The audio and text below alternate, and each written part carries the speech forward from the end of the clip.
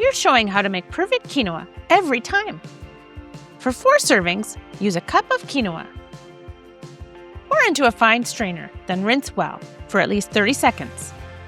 You shouldn't skip this step because by rinsing, you get rid of the bitter taste of the quinoa. Place the strainer over a bowl and pour water over the quinoa to soak it.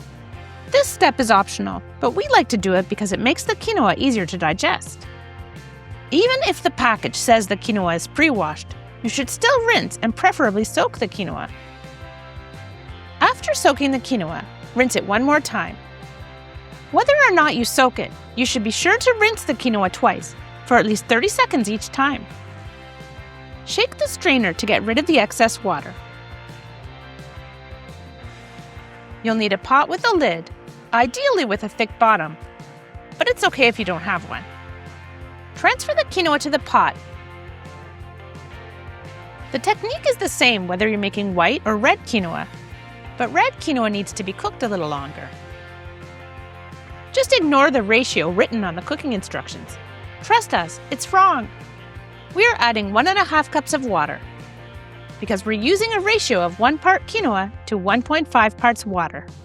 With this ratio, the quinoa doesn't end up too mushy, like it does with the 2-to-1 ratio given on most packages.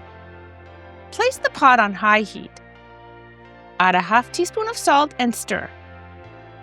If you're finding this video helpful, please do give us a like. Thank you. Once the water starts bubbling, reduce the heat to the lowest setting and cover. Cook for 10 minutes if you're making white quinoa, and 15 minutes if you're making red quinoa. After 10 minutes, remove from the heat and let rest with the lid on for 5 to 10 minutes. When you're ready to serve, remove the lid and gently fluff the quinoa with a fork. This is the perfect texture. It's light and fluffy, not soggy or mushy.